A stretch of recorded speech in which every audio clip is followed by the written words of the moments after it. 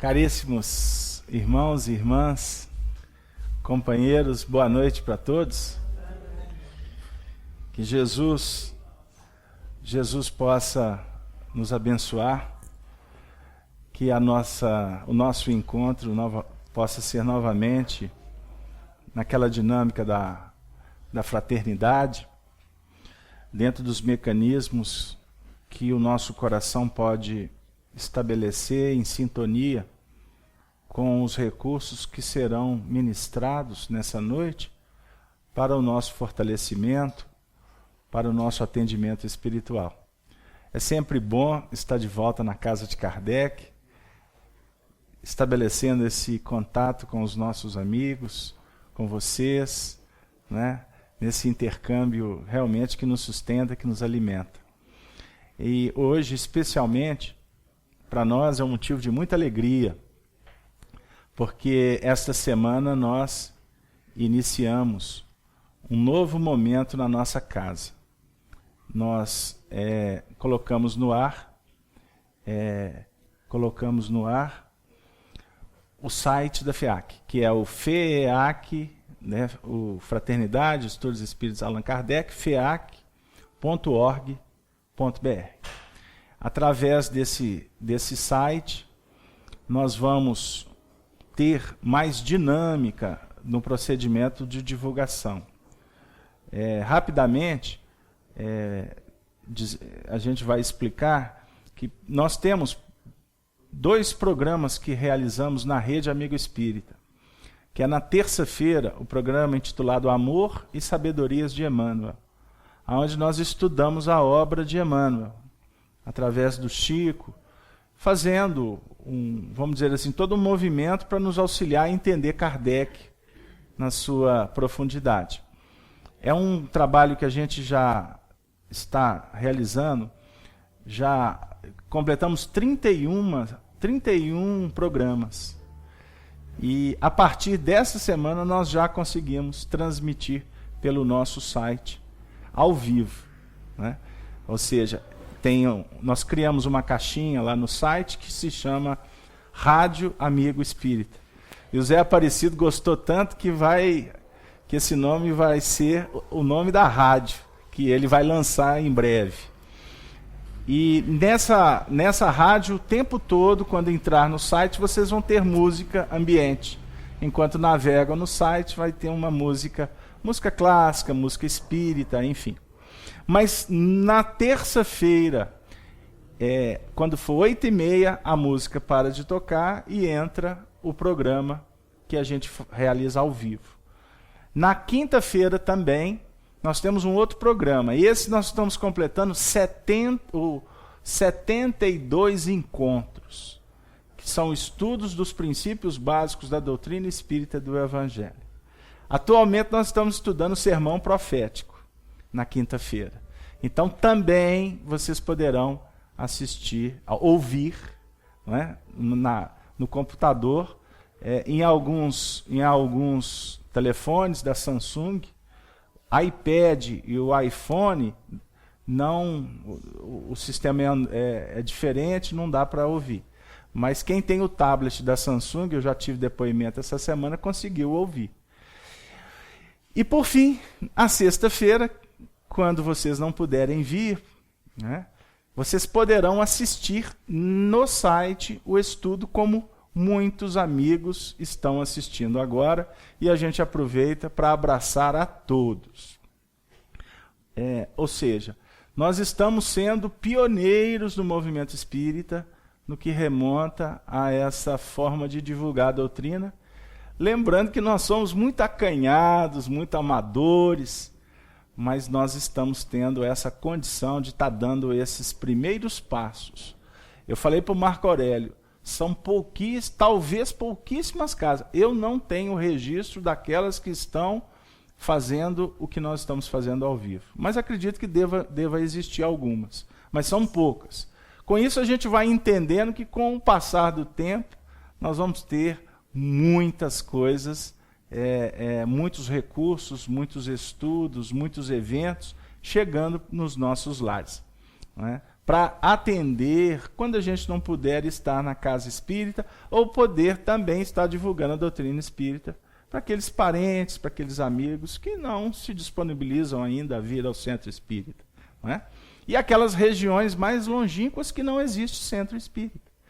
Como um companheiro nosso da cidade de Dom Joaquim, e eu vou mandar um abraço para ele, nosso amigo Disseu Rabelo, está nos acompanhando agora, ao vivo, e ele que está, inclusive, coordenando a Casa do Caminho, que nós incentivamos tanto na fundação desse núcleo espírita, e lá naquela região ele está dinamizando o trabalho também que a gente faz aqui. Então eu gostaria de mandar um abraço especial para ele, e para todos os trabalhadores da FEAC, aqueles que não estão aqui, mas todos estamos vibrando nesse mesmo projeto, de fazer com que a doutrina espírita chegue naqueles corações que estão sedentos como nós, de entender as leis da vida, para que a gente possa viver o Evangelho com Jesus. Então, para nós é um motivo de muita festa, e a gente agradece ao apoio espiritual, porque na realidade nós só somos instrumentos, porque o projeto vem do alto, não é mesmo? Bom, então, amigos, agora vamos continuar a festa do estudo doutrinário. E hoje os desafios, né, nos reservam surpresas, porque nós estamos, como todas as sextas-feiras, estudando o Livro dos Espíritos, que é a obra básica da doutrina espírita. O livro que foi editado em 18 de abril de 1857. Nós estamos estudando a segunda parte do livro, que é intitulado Vida Espiritual, no capítulo 6º, exatamente no tópico percepções, sensações e sofrimento dos espíritos. Na última semana, nós trabalhamos a questão 253. Não é isso? Aliás, 252. Muito obrigado. Então, nós vamos reler 252, já adentrando nas demais. Os espíritos são sensíveis às belezas da natureza? Resposta.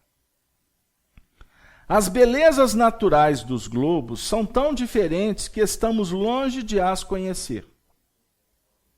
Sim, os espíritos são sensíveis a estas belezas, segundo as aptidões que tenham para as apreciar e compreender.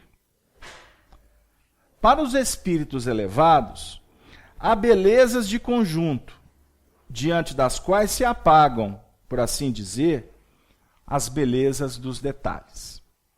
Então esta foi a questão que nós trabalhamos com muito carinho na última semana. A partir de hoje nós vamos focar a questão 253. Os espíritos experimentam as nossas necessidades e sofrimentos físicos? Os espíritos experimentam as nossas necessidades e sofrimentos físicos? Resposta. Eles os conhecem, porque os sofreram. Mas não experimentam como vós, materialmente. São espíritos. Então aqui o texto é bem objetivo, claro, no que remonta que os espíritos conhecem as nossas necessidades e os nossos sofrimentos. Por quê? Passaram pelo mesmo processo. Mas a pergunta é, eles experimentam? Aí vem a resposta. Experimentam. Não como nós. Numa análise material. Porque eles são espíritos. Mas como espíritos, eles vivem dificuldades, necessidades também. Obviamente, de acordo com o nível evolutivo de cada um. Espíritos superiores, espíritos elevados, já se libertaram destes sofrimentos e destas necessidades. Ficou claro? Didaticamente, nós falamos em dois grupos.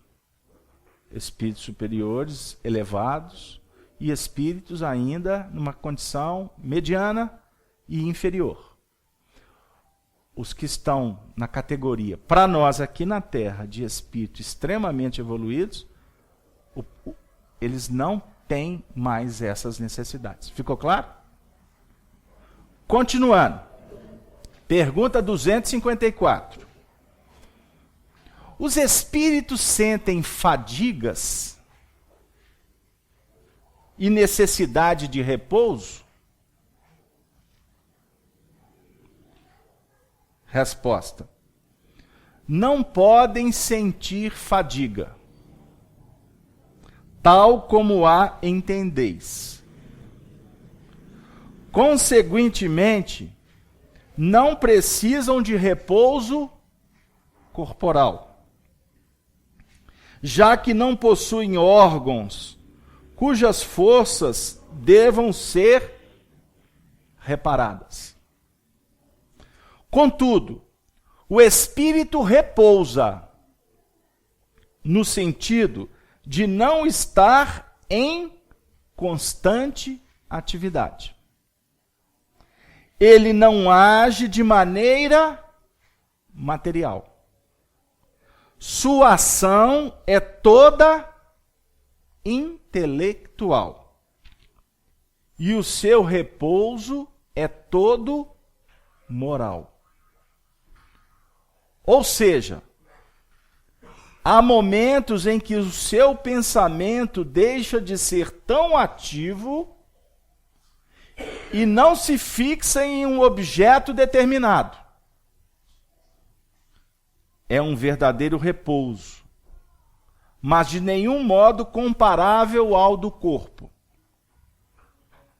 A espécie de fadiga que os espíritos podem experimentar está na razão da sua inferioridade, pois quanto mais elevados forem, de menos repouso necessitarão. Então, observemos. Essa resposta em conexão com o comentário da resposta anterior. Ou seja, os espíritos não podem sentir fadiga. Aquela fadiga que vem em decorrência de um esforço físico. Porque no mundo espiritual, a atividade, ela é intelectual. O trabalho é pelo pensamento. É diferente das atividades que nós nos desgastamos energeticamente, fisicamente. Ficou claro? Com isso, se não há uma atividade física propriamente dito, não haverá a fadiga, conforme nós depreendemos. Mas, por um outro lado, a espiritualidade vem nos apontar que o trabalho lá nas regiões espirituais se dá no campo intelectual. Aí pode vir uma pergunta, mas e mentalmente eles não se cansam? Então a resposta vem dizer que não é um tipo de cansaço, mas que o espírito pode perfeitamente se desvincular de um pensamento, de uma imagem, de uma circunstância, e passar a trabalhar numa outra sintonia. Com isso é como se proporcionasse para a mente um certo descanso. Deu aí? Muda de assunto. muda de sintonia, sai dessa frequência. Marco Aurélio, a nossa irmã quer fazer uma pergunta. Só um instante, por gentileza. Pode fazer. Estou lembrando do filme Nosso Lar, em que eles trabalham mesmo ali, como se fosse fisicamente, dizendo, ajudando as pessoas. Esse tipo de trabalho que a gente vê que eles fazem, não traz um certo cansaço? Tá, ok. É exatamente o que a gente está falando. No final da resposta, a espécie de fadiga que os espíritos podem experimentar está na razão de sua inferioridade. Pois quanto mais elevados forem, menos repouso necessitam. Então, quando você traz a imagem do filme, traz a essência, o conteúdo do livro Nosso Lar, as imagens nos ajudam bastante a entender esse mecanismo. Se a gente focar, por exemplo, nas atividades que são reproduzidas no filme, por exemplo, o trabalho de André Luiz com a equipe nas câmeras de regeneração, nós vamos nos recordar que lá, uma ala hospitalar, está sendo tratado espíritos que estão enfermos, que desencarnaram e se encontram em estados mais complexos possíveis. Alguns completamente adormecidos, outros desesperados, angustiados, melhor dizendo, enfim. Então nós temos uma equipe de ceareiros atuando. Estes espíritos que estão atuando nessas câmeras não são espíritos que nós podemos, conforme a adequação da linguagem desta resposta, classificá-los como espíritos extremamente elevados. São trabalhadores que estão tendo, vamos dizer assim, atividades no mundo espiritual porque já descobriram as suas próprias necessidades de crescimento pelo viés do trabalho. E lá eles têm as horas computadas de trabalho. Estão lembrados? Por exemplo, existe uma bonificação intitulada bônus horas. E até vou dar um dado para vocês. Historicamente, quando o Chico Xavier estava psicografando o Nosso Lar, quando chegou no capítulo que remonta, que fala do bônus horas, o Chico entrou em parafuso. Sabia disso? Ele ficou preocupado, ele achou que ele estava sendo mistificado pelo André Luiz. Mas como assim? No mundo espiritual ter remuneração? Isso vai contra os meus princípios. Aí os espíritos, calma, Chico, nós vamos explicar para você. É uma remuneração didática, mas ela não tem, vamos dizer assim, a similitude da remuneração aqui na Terra. Mas ela é uma premiação para aqueles que estão se dedicando, no seu sentido deles adquirirem méritos. Não é? Está sendo demonstrado de uma forma estimulante que todas essas atividades são extremamente importantes para o burilamento deles, para conquistar proteção espiritual, equilíbrio mental, não é?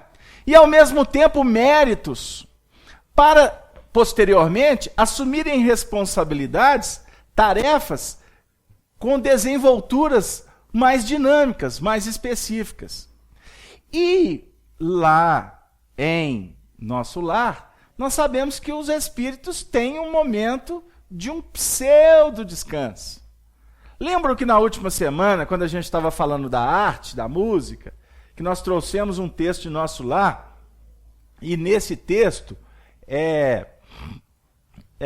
trabalhamos aquela questão de um momento em que eles vão lá para o campo da música, não é? É o campo da música? É isso mesmo. Campo da música. Quer dizer, para ir lá, André Luiz, entender, compreender, se entreter, se sensibilizar com a arte, com a música, etc., significa que ele estava tendo, vamos chamar assim, uma folguinha no trabalho dele, não é mesmo? Porque ele já estava matriculado lá nas atividades da Câmara de Regeneração. Com isso, a ideia que a gente precisa de compreender para não levar para o campo material, que encaixa perfeitamente aqui nesse texto. Lá na Câmara de Regeneração, o foco dele era o trabalho. Tá certo? Então, a partir do momento que ele cumpriu a hora, cumpriu a determinação, a responsabilidade dele, que ele vai ter o momento, por exemplo, de entretenimento, porque lá em nosso lar, se vocês se recordarem, lá tem casas, famílias que se reúnem, não é mesmo? Está lembrado, Ana Paula? Não é? Tem toda uma sociedade por trás disso. Então, por exemplo, quando o indivíduo deixa de estar no trabalho e está no lar, ele estará tendo atividades, não é? Porém, né, a gente aqui faz a diferenciação, vai para casa para descansar, né? Aí tem uns que falam, nossa, mas eu chego em casa, eu tenho muito mais serviço. Não tem umas histórias assim, Dora? Hein? Na realidade é o seguinte, só desfoca a atividade. Você sai de uma frente e se vincula à outra. Como são espíritos ainda muito vinculados ao plano terreno, então você não pode imaginar uma atividade, uma vida no mundo espiritual tão diferente da vida terrena. Porque é como se o espírito chegasse lá e perdesse o parâmetro, então. Por isso é que a gente vai ver que lá tem escola, lá tem hospital. Hospital é o primeiro que a gente vai procurar, né? Aí já é até normal, né? Mas tem lá o Rio Azul, o Lago Azul, estão lembrados? Aí na tarde de domingo eles vão lá, reúnem, eles vão conversar. O filme Nosso Lar é maravilhoso, né? Porque assim, é um parque no domingo, por exemplo, lá, porém todo sofisticado, né? Concerto no parque, né? Olha para você ver, mas todo sofisticado, lugar bonito, sabe? Ninguém pisa na grama, né? O pessoal não precisa fazer piquenique espalhando farofa para o chão afora. Né? Todo um processo de uma organização fraterna, respeitosa, que é um negócio assim que a gente fica, Jesus, mas que lugar bonito, né? Aí tem uns que até empolgam, vou desencarnar para ir para lá. Calma, que não é assim não. Porque se a gente ainda joga a pipoca, né? A pipoca, o chiclete, os meninos, algodão doce que os meninos vão comer, a gente espalha tudo no cantinho assim, para ninguém ver. Como é que tu imagina que vai, depois de desencarnado, ir para um lugar desse? Não vai não, vai não. Vai para uma praça com um coreto todo despencado, né? A banda toda desentoada. Né? Tem uns negócios assim? Pipoca pro chão afora, e etc. Porque o painel mental ainda está expressando desorganização. Captou? Estou mudando o foco? Não. Estou dizendo, na questão operacional, como é que funciona. Mas voltando. Portanto, esses espíritos que estão nessas faixas, dessas colônias espirituais, dessas cidades, que estão muito próximas à crosta terrena, a vida é muito parecida. Então não há, portanto, uma necessidade do indivíduo. Olha, nossa, eu trabalhei demais, agora eu vou descansar. O Clarencio, por favor, atestado médico, né? Atestado médico segunda-feira, manda lá o Ministério do Auxílio, né? Vai bater aquela fila lá e todo mundo querendo atestado para não trabalhar, para emendar feriado. Tem isso não. Porque não há essa necessidade. É tudo dentro de uma dinâmica assim, tão superior, tão elevada, que você não... É como se... A ideia que os espíritos passam é que como se não houvesse um estresse. É como se não existisse um desgaste excessivo. Psíquico, ok? Porque físico não tem mais, porque não tem corpo físico. Ok? Marco Aurélio, você levantou, quer falar? Pode participar. Vamos lá. Não, o que eu pensei aqui foi o seguinte, com relação... a gente pode pensar também que, no caso dos espíritos mais elevados, eles podem, entre aspas, né, estar descansando, mas trabalhando ao mesmo tempo, devido à superioridade dele? Tá, aí agora nós vamos para o patamar de cima, né? Vamos dizer assim. Jesus diz assim no Evangelho: o meu pai trabalha até agora, e eu também. Isso é de uma beleza, isso é de uma profundidade. Porque, embora a gente tenha dificuldade de entender o que ele está falando, mas assim, num nível muito superior, os espíritos têm dificuldade de nos explicar isso, por conta da própria limitação da nossa língua, dos parâmetros que nós temos aqui no nosso mundo, de trabalho, de descanso. É complexo. Mas os espíritos que estão numa dinâmica muito acima, eles se autossustentam, eles se alimentam, eles se energizam, é no trabalho. Entendeu? A vitalidade, a alegria, o júbilo está na operação. Nós temos isso aqui na Terra, uma ideia muito pálida, porque muitas vezes nós estamos envolvidos num contexto operacional que nem sempre ele tem a ver com as nossas afinidades. Você está desenvolvendo uma atividade profissional que não tem nada a ver com o que você gosta de fazer, não é? E de repente, muitas vezes você, pela necessidade do ganho, da remuneração, a gente acaba se sujeitando a algumas questões muito difíceis. E o que transforma o trabalho, muitas vezes, num verdadeiro martirológio.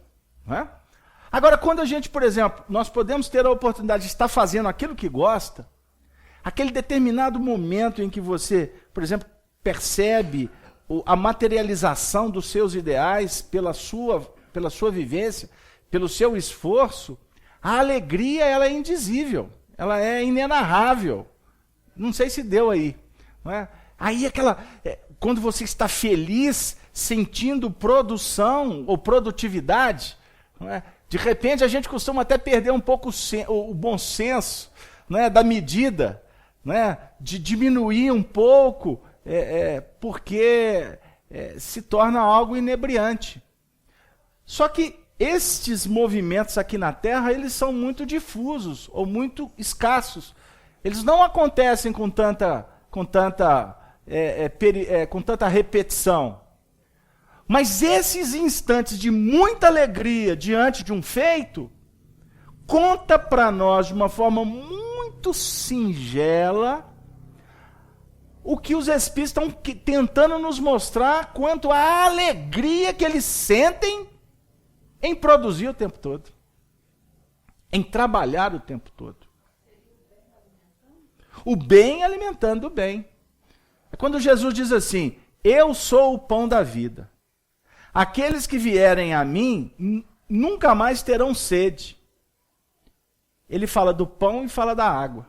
Olha que interessante. O pão, para trabalhar a ideia da alimentação básica, que vem do trigo, né? E para fazer pão, a Soni, que já fez muito pão na vida, já nos contou que para fazer pão não é fácil não, né, Soni? Dá um trabalho. Um dia nós vamos fazer um curso com a Soni de como fazer pão. Aí vamos montar uma padaria espiritual na FEAC. Né? Se Deus quiser, nós vamos distribuir muito pão aí, né? Pão da doutrina espírita. Né? Mas a ideia do pão é do esforço, e pelo esforço você é recompensado por uma alimentação, por um fator de sustentação básica. O pão representa alimento básico. Aí o Chico, certa feita, disse assim, que nós temos que aprender a pedir a Deus o pão. O pão nosso de cada dia, dai-nos hoje. Isso é Chico interpretando essa passagem da oração dominical. Não é, dona Nilza? Nós estávamos esperando a senhora. Nós estamos falando do pão, dona Nilza. Aí o seguinte: o pão nosso de cada dia, dai-nos hoje. Então nós temos que aprender a nos contentar com um pedido que atenda às nossas necessidades. E contentar com o pedido e com a resposta, para completar a frase. Porque Jesus não disse assim: o sanduíche nosso de cada dia nos dê hoje. Isso é Chico. Ah, gente. O Chico falando de evangelho é uma festa. Jesus não falou para nós para pedir sanduíche. Aí o Chico completou. Porque o negócio é o seguinte: a gente tem que aprender a lidar com o simples. Porque o simples, ele é suficiente para nos manter. O problema da evolução está quando nós sofisticamos. Perdemos a simplicidade. Então, quando você pega um pão e rasga o pão com a faca, ele já virou sanduíche. Pode ser sanduíche de vento, mas ele já é sanduíche. Aí que complica tudo. Já sofisticou. Ah, mas pão puro, só pão, né? Só pão. Né? Nem só de pão vive o homem. Aí a gente vai... O pão na época do Cristo era só água e trigo. Pois é. Então, mas a ideia é o seguinte: quando você sofistica, é que a gente começa a encontrar dificuldades. E aí eu até brinco dizendo, é igual aquela história do sanduíche, né? Não sei se vocês já viveram isso. Quando você pega aquele sanduíche, né? Você está assim, com aquela fome danada, né? Complexa, final de dia. Aí você já logo empolga, já vai logo num sanduíche egg, x, tudo, bacon e etc. Aí faz aquele negócio todo, né? Aí você vai com aquela volúpia toda e etc. Já aconteceu com você do sanduíche cair da mão? Já aconteceu? Jesus amado.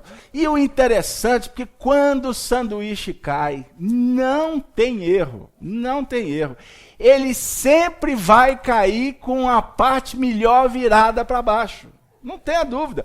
E tem uma outra certeza. E quando você, na esperança de que está tudo 0-0, ele está limpinho, na hora que você levantar, ou um cabelo ou uma perninha de barata. Não tenha dúvida. Não tenha dúvida. Né? Então, cuidado com a sofisticação. Então, voltando, pão, básico, alimento. E a água. Observem bem, a água como um mecanismo de, não só de sustentação também, não é? Mas também a água no seu sentido da operação, da dinâmica, do trabalho, da renovação. Através da renovação, purificação. E com isso, projeção para as alturas. Quanto mais operação em nível de qualidade, mais o espírito vai deixando, não é mais, gradativamente o espírito vai deixando aqueles trabalhos de mais complexidade no campo material, porque o espírito vai se elevando. Não sei se deu lá. Captou, Dora? Pegou a ideia? Deu aí, Marco Aurélio? Então atendeu sua pergunta? Já até esqueci qual que é a sua pergunta. Mas atendeu? Então vamos lá. Você desculpa, porque o assunto aqui em Minas a gente fala assim, atrás de morro tem morro. E é muito morro aqui em Minas. Né? Então, continuando. Então, quanto mais evoluído é o espírito, mais sutilizado será a sua atuação, o seu corpo espiritual e a sua necessidade de menos necessidade desta, vamos dizer assim, desse mudar de foco para ter um determinado tipo de entretenimento. Não sei se agora clareou e fechou aquela colocação que você trouxe. Alguém gostaria de perguntar? Está na hora. Participar. Os nossos amigos da rede Amigo Espírita, nós endereçamos um abraço, os companheiros da sala falando do Espiritismo. Não deixem de mandar as suas perguntas. O pessoal da equipe aqui da produção está anotando, por favor. Pergunta 255. Vamos lá. Quando um espírito diz que sofre, porque os espíritos se apresentam. A doutrina espírita é uma doutrina que o tempo todo nós estamos avaliando. Nós estamos nos intercambiando com os espíritos. A codificação espírita foi construída toda não só na filosofia que os espíritos superiores trouxeram, mas com a performance de Allan Kardec e de todo o seu grupo de colaboradores tiveram no trato com os espíritos. Espíritos nas situações mais diversas, trazendo depoimentos extremamente importantes para formar todo esse conteúdo doutrinário. Portanto, quando um espírito diz que sofre, de que natureza é o seu sofrimento? Quando o espírito diz que sofre, de que natureza é o seu sofrimento? Natureza física ou natureza moral? De que natureza? Natureza moral. Olha a resposta. Angústias morais que o torturam mais dolorosamente do que os sofrimentos físicos. Nós temos necessidades e sofremos também pela dor física. Não é verdade? Temos as dores morais que nos avassalam. Culpa, arrependimento, medo, vazio existencial, conflitos. Não é mesmo? Existem uma série de dificuldades, de complexidades que nos batem, que nos visitam no campo moral. Aqui também nós temos as dores físicas. Vai chegando a determinada idade, né? A idade daquele pássaro. Condor. Condor ali, condor aqui. A turma mais velha assim vai chegando assim, né? Não. A Sonia já não olha para mim. Ninguém quer entrar para... semana passada eu ainda falei do Peter Pan. A turma da fase do Peter Pan. Ninguém quer ficar velhinho. Todo mundo quer ficar novinho. Assim, mas é questão natural. Isso é até um princípio instintivo. Isso faz parte do instinto de conservação do espírito errado, não. A gente não pode perder um pouco o senso, né? Mas não está errado. Você mentalmente lutar pela juventude. Ou seja, juventude no sentido do simbolismo da energia, da dinâmica, dos sonhos. Não deixa de sonhar. Um homem que não sonha é um homem morto. Não tem sentido a vida. A gente observa que em alguns casos o indivíduo vai falando assim, sabe, minha vida está perdendo o sentido. Já não estou nem aí mais. Eu visto a roupa que me dá na cabeça e vou por aí. Já criei minha família mesmo. A gente observa que são conteúdos que são trabalhados no psiquismo do indivíduo que está levando ele a um estado de uma enfermidade psíquica. Por que o indivíduo perde o sentido na vida? Porque a vida, o seu tônus, o seu foco, o seu entendimento é muito limítrofe. Está dentro de um circuito muito fechado. A gente vê, por exemplo, eu gosto muito desse exemplo. A gente trabalha a vida toda já fazendo o planejamento de quando vai aposentar. Antigamente era melhor, né? Que aposentava mais novinho. Agora o governo, né? Esse governo é muito ruim. O governo esticou. Nossa, vou aposentar, não é que eu vou morrer. Aí, numa visão humana, está tudo errado. O contexto está todo errado aqui. Direitos são direitos, justiça social, etc, etc. Não estou entrando nisso.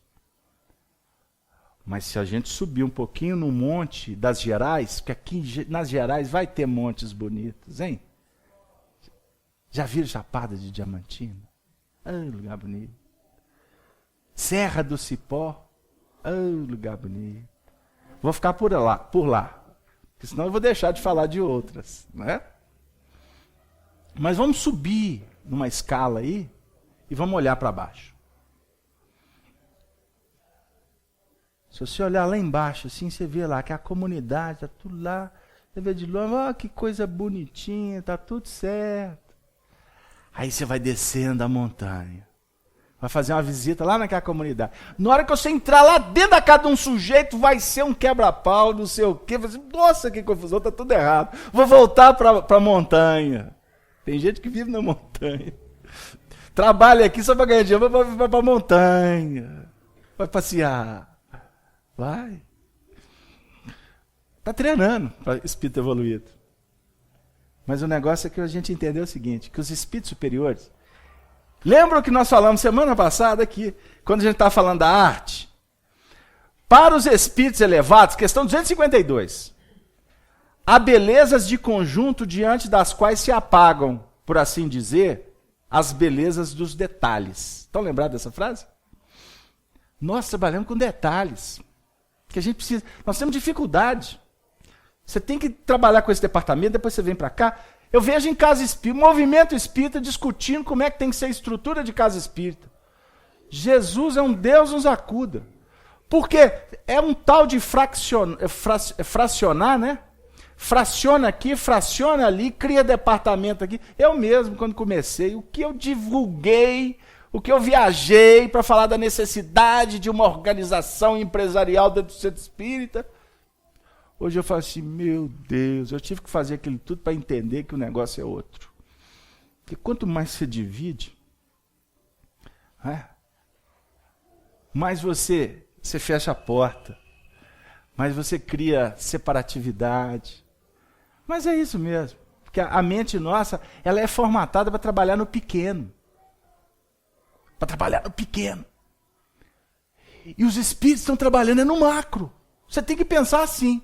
Não olha para sua casa só cuidando do quarto, não. Você tem que pensar na cozinha, você tem que pensar na copa, hein? Não pode descuidar do jardim, né, dona Mirtz? O pior lugar da casa, dona Mirtz, é espírito superior. Dona Mirtz está avaliando todo. Nossa. E eu já penso o contrário. Aí, tá vendo? Olha o reboliço que deu na reunião. Foi mexer na boca do povo, meu filho. Dá um trabalho, hein? Agora a dona Mirtz explicou. É o pior lugar para arrumar, porque só vi bagunçado. Eu vejo como é que multiplica copo, garfo, faca. Né? Ainda mais aquelas famílias, né? De italiano, com todo mundo parlando, visitando, aí vem um, vem outro, e etc, etc. Mas se a senhora só ficar focada na cozinha, agora eu vou brincar com a senhora.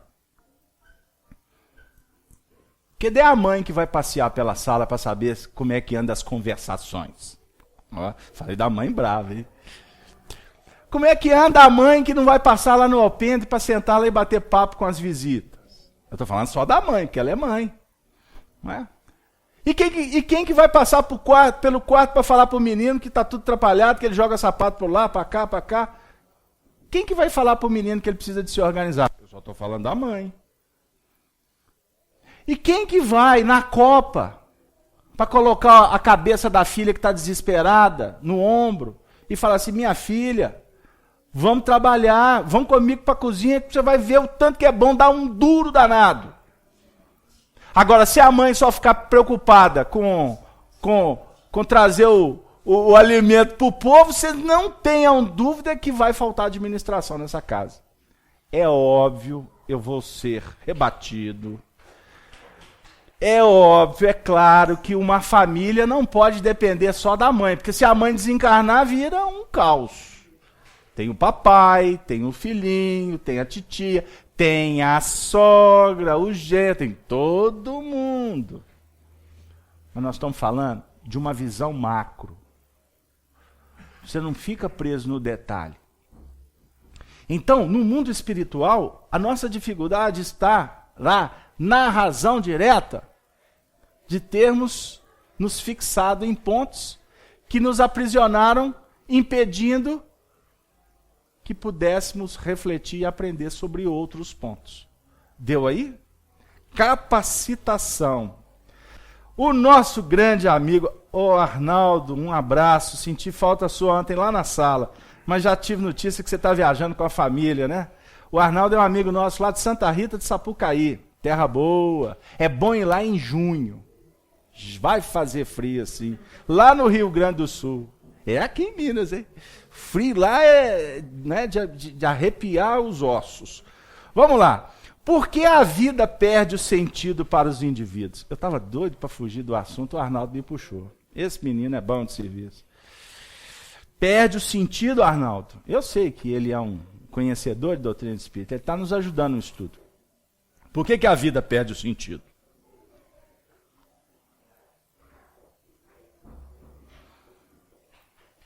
Por falta de foco. Objetivo. Objetivo. Se o objetivo do indivíduo é a vida material, quanto mais o tempo for passando que ele vai perdendo, por exemplo, a dinâmica de produção, né? Que ele vai deixando de ser tão sociável quanto antes, etc., vai perdendo o sentido. Aí ele compra um lugarzinho, se ele tem condições, compra um lugarzinho e vai morar lá na roça. Né? Ah, agora sim eu vou ter uma vida qualificada. Mas na realidade muitas vezes é um mecanismo que vai só expressar, muitas vezes, viu gente? Estou dizendo que são casos e casos. Mas que de repente vai representar uma situação que o indivíduo está cada vez mais se fechando. Cada vez mais psicologicamente se isolando e criando dificuldades para o continuar do seu desenvolvimento espiritual. Porque, vamos analisar, se nas leis humanas é facultado a possibilidade do indivíduo aposentar, por exemplo, com uma visão, por exemplo, de mundo espiritual como nós estamos procurando ter aqui, o aposentar para ele deveria ser um estímulo para ele falar assim, agora eu vou abraçar outro projeto. Se antes, a minha vida inteira, eu ocupei o meu tempo com atividades, etc, etc, eu não posso conceber que a minha mente de uma hora para outra vai ficar sem atividade. Concorda, Marco Aurélio? Concordo. Então, tanto que uma parcela muito grande, isso não é discutido muitas vezes abertamente, mas uma parcela muito grande das pessoas que vão se aposentar é que lutam, ficam a vida toda idealizando a aposentadoria. À medida que vai chegando o processo, elas vão entrando em pânico. Quando não tem esse foco. E o nosso foco aqui maior é a imortalidade da alma. Concorda? Nós não estamos no centro espírita? Só um pouquinho. Agora eu vou perguntar para os encarnados, só um pouquinho. Eu já vi que vocês responderam. Qual é o nosso foco estudando doutrina espírita? Não é refletirmos quanto a nossa vida espiritual? Se não fosse, eu acho que é bobagem a gente vir aqui. Não é, dona Neuza? O nosso foco é esse. Então, se a gente trabalha atendendo às necessidades nossas do mundo, que não deveriam ser dissociadas. Não deveriam. Mas ainda, como a nossa mente fica muito fechada da caixinha, vai explicar por que você tem uma vida materializada durante a semana, para chegar no domingo você correr para a missa. Para ficar bem com Deus, quitar os débitos, arrepender, não é, pedir a bênção. Ah, agora eu estou aliviado. Agora eu estou bem com o Senhor. Ô Senhor. Aí eu fico bonzinho naquele instante, sensível. Para depois voltar a ter uma vida numa dinâmica completamente dissociada. Mas aí vem alguém e fala assim, mas peraí, então como que seria associar uma vida espiritual com os desafios da Terra? Precisamos de estudar para aprender isso. Nós precisamos de lutar, se esforçar, para cada vez mais sutilizar a nossa performance. Inclusive para não sentir tantas necessidades, tantos cansaços, tantos desafios que nós enfrentamos aqui. pela nossa veiculação com as questões que não alimentam a alma. Eu tenho usado muito o exemplo. A forma com que você sai de casa de manhã para ir comprar o pão na padaria, ela pode ser uma performance extremamente automática, pode ser uma caminhada extremamente dolorosa, porque hoje era dia do outro ir, né? Lá vai eu de novo. Como pode ser uma ida na padaria, como se você estivesse adentrando os portais do reino dos céus. Você já levanta, Senhor, que belo dia, está tudo cinza. Hoje de manhã em Belo Horizonte, hein? Quanto tempo que eu não levantava fazendo frio. Olha que beleza. Tá com sol, estava até achando, eu estava até esquecendo da Europa, né, de outras vidas. Faz tudo calor. E ó, o tempo cinza. E eu falei assim, Jesus, que beleza, está chovendo. Olha que chuva abençoada. Não estou dizendo... A época de jabuticaba, olha para você ver. Aí você chega na padaria, eu já contei esse exemplo há 3 semanas e eu vou repetir. E quanto mais idoso a gente fica, né, vai perdendo o sentido. Aí repete. Hein? Aí você chega lá na padaria, ô minha irmã, e ela está lá travada, vendendo o pão, sisuda, não é? O lenço da cabeça dela está até torto. E você, ô minha irmã, bom dia, que Jesus te abençoe. Ela olha assim meio enviesado. Só esse moço, ou esse moço é doido, ou está passando alguma coisa na cabeça dele. Mas tem umas que falam assim, dá um sorriso. É o suficiente para você tirar ela. Um instante que for, daquela treva que ela está mergulhada, num bom dia. Né? Hoje eu tive a oportunidade de andar de ônibus. E aqui em Belo Horizonte, em Minas, a gente fala que tomou o ônibus. Hoje eu tomei o ônibus. Né? Tomei o ônibus. Aí, quando eu entrei, eu lembrei das minhas palestras. Aí, na hora que eu subi, a primeira coisa, bom dia, motorista. Todo mundo que estava sentado junto com ele, uma senhora, porque na frente só senta o pessoal assim, né, mais da minha faixa etária. Aí, todo mundo olhou para mim assustado, assim, tantã ele. Porque o meu bom dia foi com tanta exageradamente, foi com tanta contundência que realmente impactou. Mas já imaginou se todo mundo desse bom dia para o motorista, isso não ia ser impactante, né? Captaram? Tudo depende de como você se comporta nas mínimas coisas. Você pode estar se projetando para um nível de atividade vibracional, energética superior, ou num campo que vai te trazer extremo desgaste. Você já tem o desgaste físico natural, porque você levantou, tomou o asseio matinal, deu bom dia para todo mundo em casa, e falou assim, hoje, como ontem, como antonte, eu vou buscar o pão. Aí você está tendo desgaste, vai lá, caminha, 1 quarteirão, alguns, não é, meio quarteirão, alguns moram do lado da padaria. Esse vai fácil, né? Mas independente, você já está tendo desgaste físico. Agora você imagina você assim, que desgraça, lá vai eu de novo para a padaria. Na chuva, e não para de chover. Meu Deus, começou a chuva agora e já está falando que não para de chover. Olha o desgaste. Aí vai entender por que lá minha enxaqueca não cura. Eu tenho enxaqueca há 30 anos. De vez em quando eu escuto isso. Né? Umas companheiras, uns companheiros, né? Os homens também têm enxaqueca. Aí você vai ver, muitas vezes, como que é a dinâmica mental, como é que é a conduta, como é que é a fala, como é que é a expressão. Eu não estou falando de problemas kármicos, questões orgânicas, não. Eu estou falando quando as repercussões estão diretamente vinculadas à nossa performance de vida. Você começa a tocar num assunto com alguém, de repente desembola um rosário de reclamação. Você vai tocar num determinado assunto, é o suficiente para acender uma pólvora, para explodir um barril. Deu aí o que a gente quer dizer? E olha que muitas vezes isso é conosco e a gente não observa. A gente está falando do outro, né? Mas na realidade é apenas como um referencial. Porque a qualificação de vida é de responsabilidade nossa. E você qualificando a sua vida no seu sentido mental, nós não falamos da água e do pão?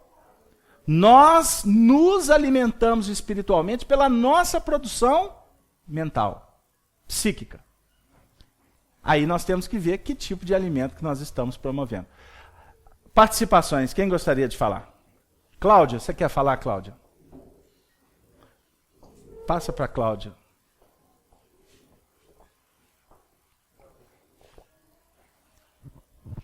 Não, essa questão do foco de vida, né?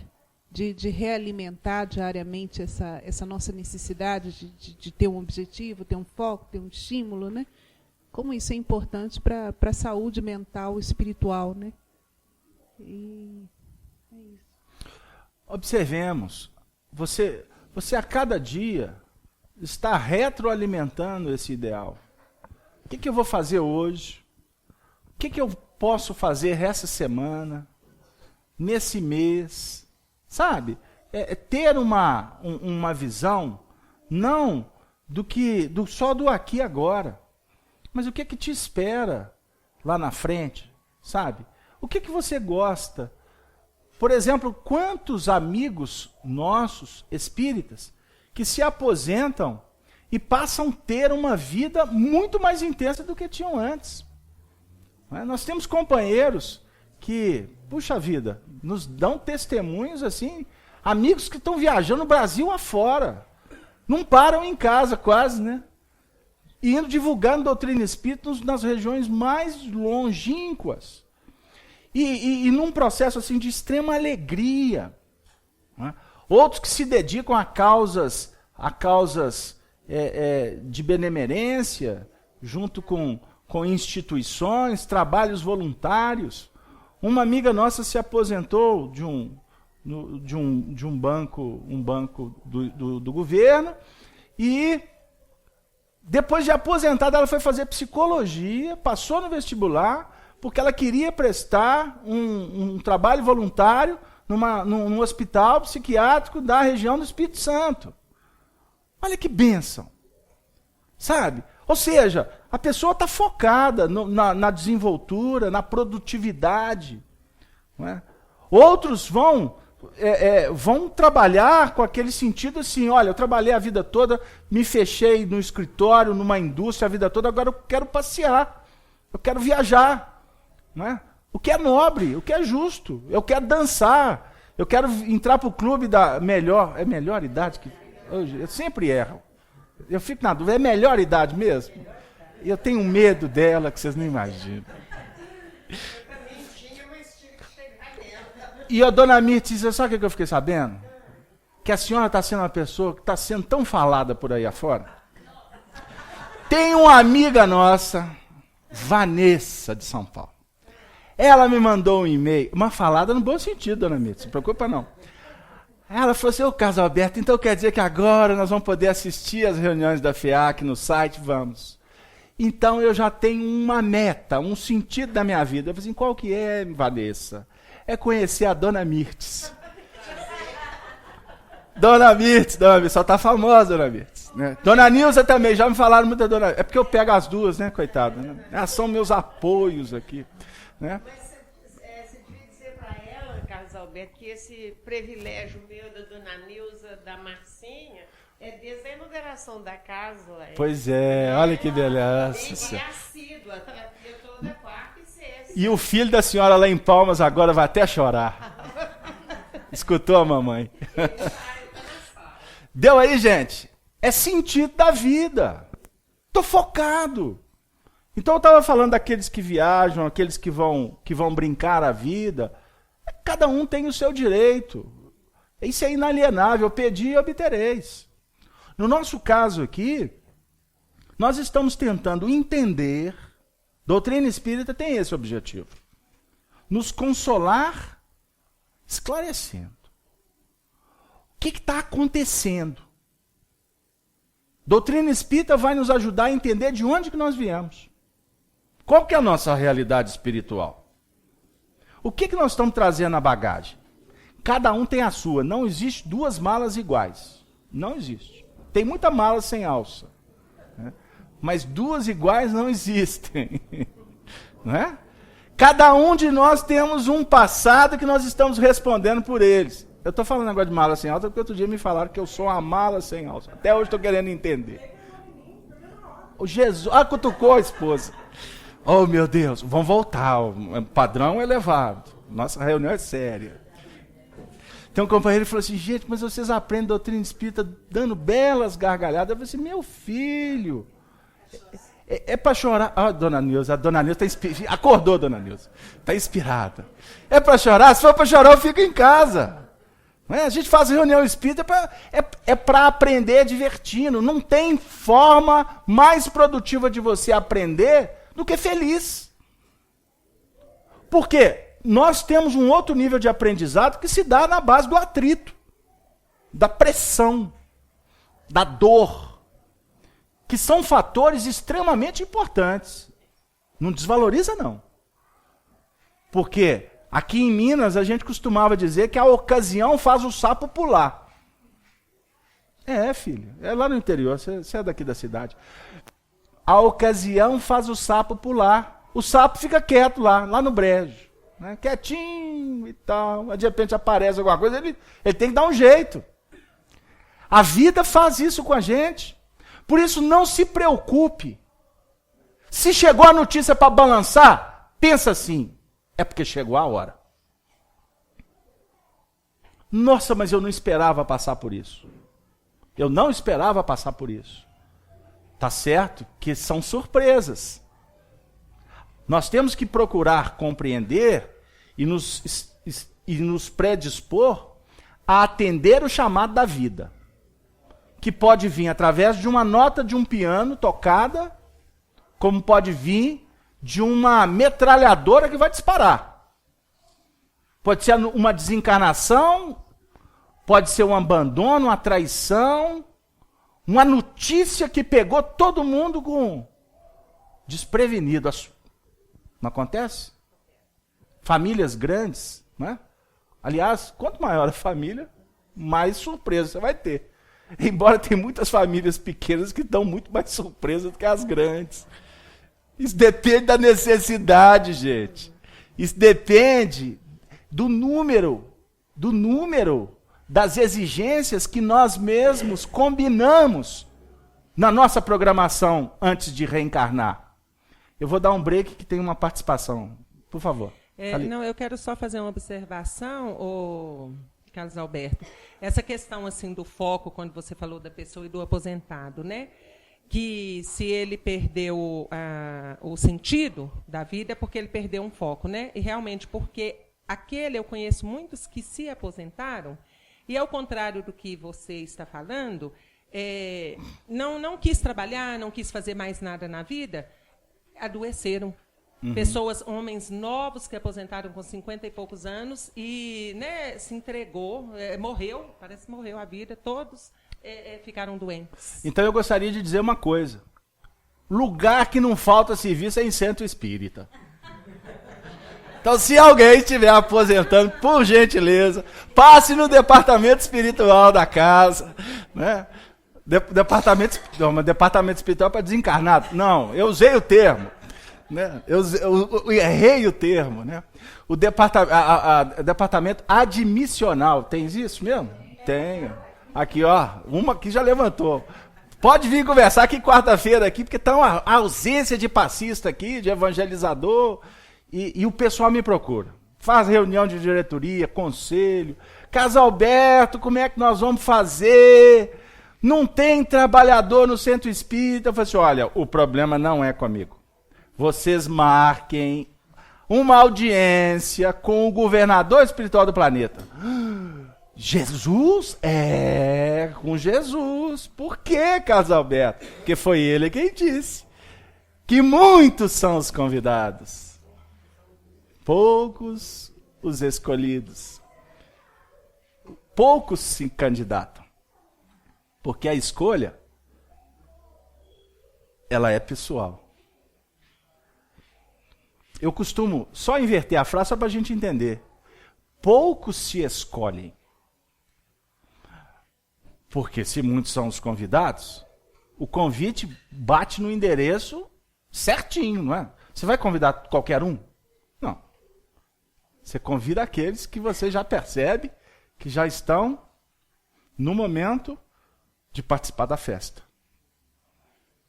Agora, poucos compreendem, valorizam, dão importância a esse convite. Porque o convite no mundo, guardem isso, o convite no mundo, ele é espalhafatoso. O convite no mundo, ele suscita uma série de coisas que mexem com a nossa vaidade, com o interesse. Ah, aquela festa eu vou, já sei quem vai. O emprego, esse eu quero. Né? E por aí vai. A gente sabe. Então a gente se ilude. Se ilude. Porque um convite é mais um convite. Outro dia um companheiro me falou assim, nossa, eu daria tudo para estar naquela festa. Eu falei assim, mas você não foi convidado, não? Não, absurdo. E eu sou um dos mais íntimos do casal. Eu falei assim, mas eles não te convidaram? Não, você tem... Aí eu fui dando força, né? Mas não, é mesmo, é mesmo. E ele foi inchando. Aí ele falou assim, então você concorda que eu tenho razão? Eu falei assim, nenhuma. Ele quase mandou me internar. Mas eu não tenho razão? Eu falei assim, não. Se você não foi convidado, meu amigo, porque não era para você estar lá. Você já pensou nisso? Não. Poderia acontecer um acidente com você na entrada da festa. Sério? Então é melhor não ter ido mesmo, né? Você poderia ter quebrado a perna lá, poderia acontecer. Não, mas você só pensa coisa ruim. E eu falei assim, mas olha para você ver. A minha mente está focada no hospital. Né? É igual um que me perguntou assim, você acha que eu devo comprar uma moto? Eu falei assim, eu acho. Sério? Ele esperava que eu afirmasse que não. Sério? 22 anos. Me pediu a opinião se deve comprar uma moto. Eu falei assim, deve. Mas e aí? Qual a cilindrada? Eu falei assim, não, antes de você discutir a cilindrada, fica fazendo 1 mês de experiência lá no Odilon Berics, naquela área da traumatologia. Né? Fica, é João 23, olha para você ver, um papa mais poderoso, João 23, fica lá 1 mês, depois você resolve se comprar a moto. Senhora? Desistiu de conversar comigo, porque na semana seguinte tá ele lá, olha o meu macacão, eu falei assim, lindo. Mas é assim, dona Mirtes, por quê? Quando o indivíduo pergunta, observe bem, outra coisa que a gente tem que aprender na vida. Quando começa a perguntar demais, é porque só vai dar ouvido àquele que vai falar o que lhe interessa. Vocês acham que eu falei uma aberração? O caso aberto, mas o que isso tem a ver? O que isso tem a ver com a vida, com os sofrimentos dos espíritos? Vamos pensar. O que isso tem a ver? Quando o espírito diz que sofre, de que natureza é o seu sofrimento? Angústias morais, que o torturam mais dolorosamente do que os sofrimentos físicos. Então nós temos que entender as angústias morais aqui da Terra, que estão batendo na nossa porta. Porque quando a gente começa a falar de coisas do dia a dia, fica mais simples na gente ir para o plano espiritual e fazer uma análise do que está acontecendo lá. Porque senão, a gente vai ficar tendo informações espíritas, lendo André Luiz, vendo as obras que narram o mundo espiritual, e podemos até chegar, como muitos afirmar, não acredito em nada disso. Captaram o que eu quis dizer? Isso é muito sério. O indivíduo que está na dúvida e que quer só realizar o que na realidade ele no fundo quer, no seu sentido de incensar a sua vaidade, ele não está pronto para ouvir uma verdade. Então, dona Mirtes, não adianta eu falar para o indivíduo ficar um mês lá na traumatologia, porque pouco provável que ele vá. Pouco provável. Porque a experiência da vida você não doa. Você não constrói caminho para os outros. Não constrói. Os pais, nós fomos filhos ontem, né? Tomara que não sejam ingratos, mas vamos lá. Mas se foi ingrato ou não foi, hoje se tornou pai. É da vida.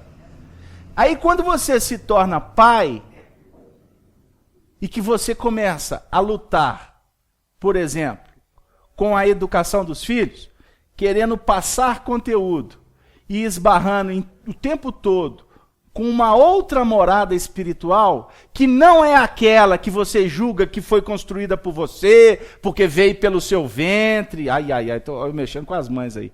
Por favor, entre em prece nesse momento. Aí você vai começar a observar que lá é uma outra vida, é uma outra personalidade. E que conteúdo informativo, experiência de vida, você não aplica injeção. Você não coloca um pacote lá dentro. O desafio é você ter a perseverança de repetir, mas com bondade. Porque quando apela, perdeu a autoridade.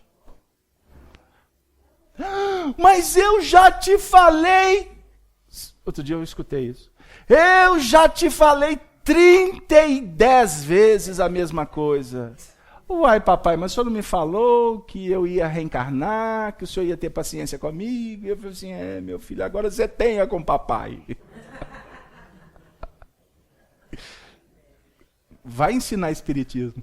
Volta do mesmo jeito. Deu aí? Repetir. Com paciência. Com bondade. Hein?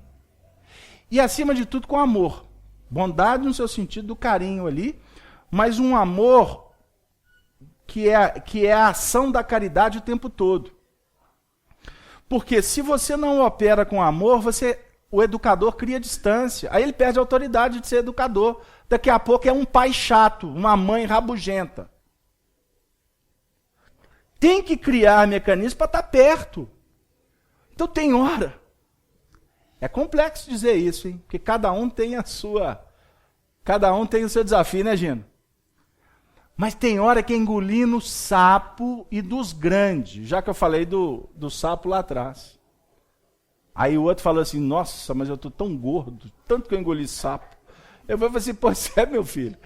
Mas então você aprenda, né? Você aprenda. Olha o simbolismo do sapo. A ideia do sapo, o réptil, é aglutinação, é assimilação de determinadas energias e fixá-la. É diferente de um réptil como uma cobra, que tem as extremidades para trabalhar o positivo e o negativo. Então esse movimento de assimilar e guardar para inchar, é um mecanismo que nos projeta a uma condição evangélica do ser paciente. Nós trouxemos Tiago na epístola, na primeira epístola, no capítulo 5, versículo 7. E nós vamos ler para vocês aqui agora, com muita rapidez, mas pela necessidade.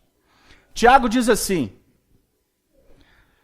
sede, pois, irmãos, pacientes até a vinda do Senhor. Atende aqui para mim. Sede, pois, irmãos, pacientes até a vinda do Senhor. Eis que o lavrador espera o precioso fruto da terra, aguardando-o com paciência, até que receba a chuva temporã e serodia, Sede vós também pacientes, fortalecei os vossos corações, porque já a vinda do Senhor está próxima. Tiago está dizendo para nós, quando ele fala sobre o lavrador que espera o precioso fruto da terra, ele vem falar da chuva temporã. Qual que é a ideia da chuva temporã, Dora? Oi? Chuva fora de hora. Fora da temporada. Vocês estão afinados com o Evangelho. Parabéns.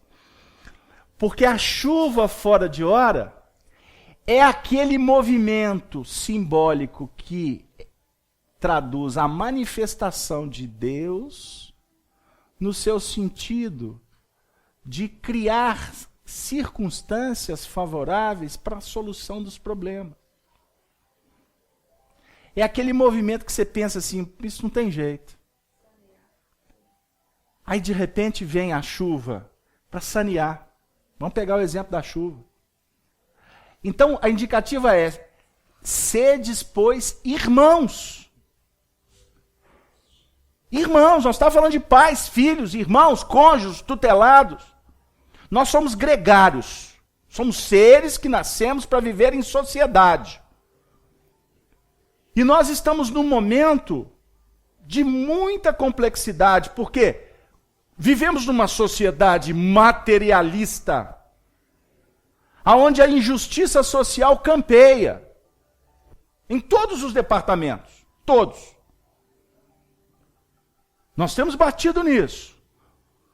Um total desrespeito, uma total falta de limite, um instante em que as pessoas partem para cima de policiais, quando há tumultos, passeatas em que as pessoas estão procurando algo de benefício para suas classes, mas ao mesmo tempo enxertadas por interesses políticos, interesses de facções criminosas. Um momento em que você anda de carro ou no ônibus sem saber se do seu lado você está sentando junto com alguém que tem um interesse escuso.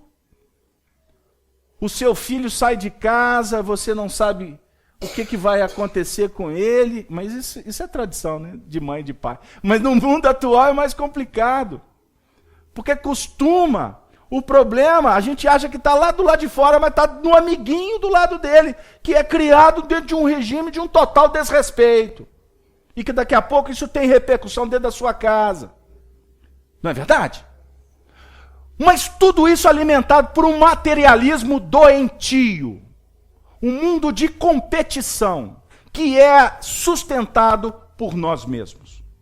Quando os nossos filhos o tempo todo estão observando que o que vale é ter. Já começa tendo o bico, tendo a roupinha melhor do que o outro, o berço mais bonito, o carro melhor, isso, o iPad, o iPhone, é isso, e é isso, e é isso, e é isso, e nós vamos sustentando isto. O que será desse filho lá amanhã? Qual é o mundo que aguarda os próximos anos? Essas gerações que estão sendo trabalhadas dentro dessa competição alucinógena. E por isso, para ter, engana, mente, se corrompe, é o mundo. E nós estamos acusando as facções, as lideranças. Eu escutei hoje, tem que jogar uma bomba para matar todo mundo lá na política. Aí eu pensei, Jesus, como que teremos que crescer quanto à humanidade? Porque os políticos lá, eles representam toda a sociedade que está aqui. Então não pensemos que a tarefa é fácil. regeneração apregoada pelos Espíritos, que está a caminho, porque a caminho estamos, para que ela se consolide, é necessário muita irmandade. Construção de uma sociedade, ela inicia dentro da própria família. E a obra de Deus é expressão de paciência. Até a vinda do Senhor. Eu vi hoje na internet um companheiro que diz assim: nós, os espíritas, não esperamos Jesus voltar. Porque nós, espíritas, temos a convicção que Ele está no meio de nós. Agora, nós, espíritas, estamos com um desafio na nossa vida. É o real sentido do espírita cristão. Passar a viver com Jesus. Porque Ele está conosco. Mas é necessário que estejamos com Ele.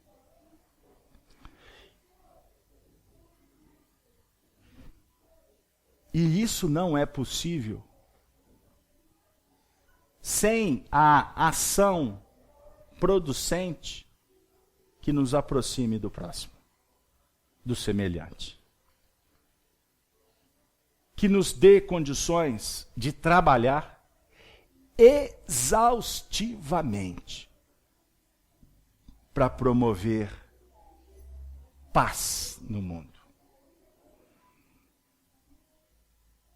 No livro Boa Nova de Humberto de Campos, na lição intitulada, que trata da mulher adúltera, pecado e arrependimento, parece. Jesus diz assim, através da narrativa de Humberto, pelas mãos de Chico: bem-aventurado o homem que sabe perder comigo. Eu li aquela frase e fiquei só nela. Com 6 páginas pela frente. Eu fiquei só naquela frase. Bem-aventurado o homem que sabe perder com o Evangelho. O homem que está com Jesus no coração, ele não disputa. Ele cede. O homem que está com Jesus, ele não trapaceia. Ele é verdadeiro. O homem que está com Jesus não mente, porque ele sabe que a mentira tem perna curta. O homem que está com Jesus, ele recebe a pancada e olha para o agressor com olhos de bondade, de misericórdia. Porque sabe que o agressor está sendo apenas instrumento. Mas por ser instrumento da treva, a treva há de visitá-lo. O homem que perde com Jesus é aquele que é caluniado e não se defende. Porque nos ensina Emmanuel que, por exemplo, o médium que sai em defesa própria, ele está em treva, porque o advogado dos advogados não advogou em causa própria. Ele é acusado, vilipendiado, ele simplesmente silenciou. Diante daqueles que estavam buscando brechas para imputar um pecado que não era dele, ele em momento algum disse: eu sou inocente.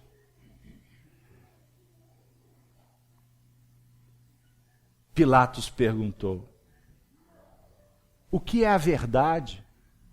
Conforme a descrição do capítulo 18 do Evangelho de João. O que é verdade? Ele é a verdade.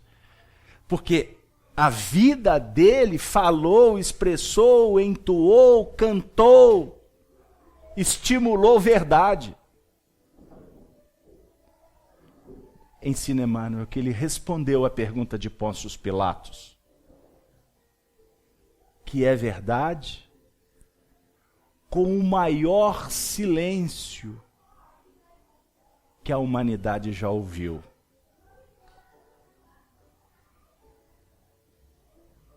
Tu és rei? Tu o dizes ou disseram para você? Tu és rei? O meu reino não é desse mundo. Porque se o meu reino fosse desse mundo, muitos estariam pelejando para me libertar, para me defender. O meu reino ainda não é daqui. O reino do amor, da verdade, da justiça, ele tem que ser construído na intimidade. Não é lá fora, não é convencendo, não é brigando, não é batendo. Aliás, que quem fala alto não tem autoridade nenhuma. O grito expressa orgulho ferido. E a ameaça? A segurança de quem grita. Ninguém grita à toa. Os que gritam são os maiores fracos. Para não dizer covardes. Por aguardar a justiça de Deus no tempo oportuno. Pacientes até a vinda do Senhor. A vinda do Senhor é pela caridade. Quanto mais exercitares a caridade, mais o Senhor estará dentro de você. E mais amplos se tornarão os teus caminhos. Maiores serão as tuas responsabilidades. Porque o Senhor é contigo. Agora, quem não procura a amplitude, a qualificação dos valores espirituais, caminham trôpegos no mundo, sujeito às ventanias, os climas, as tempestades, os abalos, os terremotos. Grande parte da humanidade caminha assim. A proporção daqueles que estão se despertando por Cristo sempre estará numa razão muito menor diante da grande multidão. Por isso, meu amigo, aceitar o convite de Jesus precisa de fôlego, de coragem, de determinação, de sentido na vida. Porque senão, vai e volta a chuva. Primavera, verão, outono e inverno. E os indivíduos são os mesmos. Só mudou do shortinho de Ipanema, a roupa de frio de Campos do Jordão, o cachecol, o chapéu lá da Serra de Minas, né? Ou aquela roupa leve lá do Nordeste, para comer aquelas comidas boas de lá. O sertão, o interior, as grandes cidades, as culturas, o regionalismo, todo esse Brasil continental, que nós vamos como brasileiros, vivendo experiências, mas ainda dentro de um contexto de muita transitoriedade. Jesus escolheu essa terra para ser o coração do mundo e a pátria do Evangelho. Portanto, bem-aventurados se formos simples como os índios. Se bem sofrermos como os escravos. Se ansiarmos por justiça, mas resignarmos diante da providência divina, quanto os párias que vieram da Europa.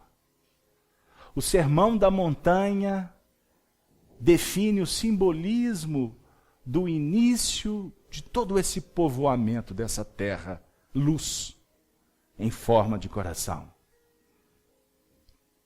Que as expressões do Evangelho, que Jesus, luz, ponte que há de nos projetar para a excelsitude, possa se fazer cada vez mais presente dentro do nosso coração. Lutemos com paciência, com amor, mas com determinação, para que essa alvorada do reino se torne mais próxima e possamos caminhar pelas sendas do mundo como agentes da paz e oferecendo carinho, esperança para todos aqueles que a providência divina colocar nos nossos caminhos. É o que as vozes dos céus, nesse momento tão significativo de nossas vidas, têm a nos dizer: ide, ide, porfiai pela porta estreita, porque largas, falaciosas são as do mundo, que nos levam às perdições. Mas a porta estreita do Evangelho é que vai garantir a felicidade eterna.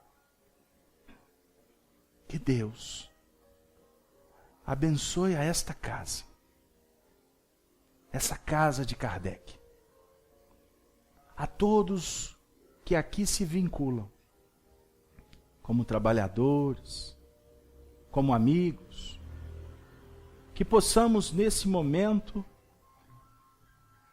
vislumbrar, sentir a presença do mundo espiritual maior entre nós, para que daqui possa partir vibrações de conforto, de carinho, de amizade a tantos corações que nesse momento se vinculam espiritualmente a esse projeto. E que possamos sempre lembrar que do lado de cada um existe um anjo, um amigo espiritual que vela por nós. E que nós precisamos de ouvi-lo mais, de sentir os teus conselhos, porque esse veleiro do bem é aquele que foi designado por Jesus para nos auxiliar. Assim, teremos mais condições, mais paciência para lidar com as nossas inferioridades e trabalhar sempre olhando para o próximo com um olhar de amigo e não de inquisitor. Que Maria Santíssima, nossa Mãe espiritual, possa nos auxiliar a sentir e viver as belezas da vida. E assim, em nome do Senhor, agradecidos por tudo que nos aconteceu nessa noite, nós pedimos a permissão para interrompermos a nossa participação. Desejando a todos muita paz.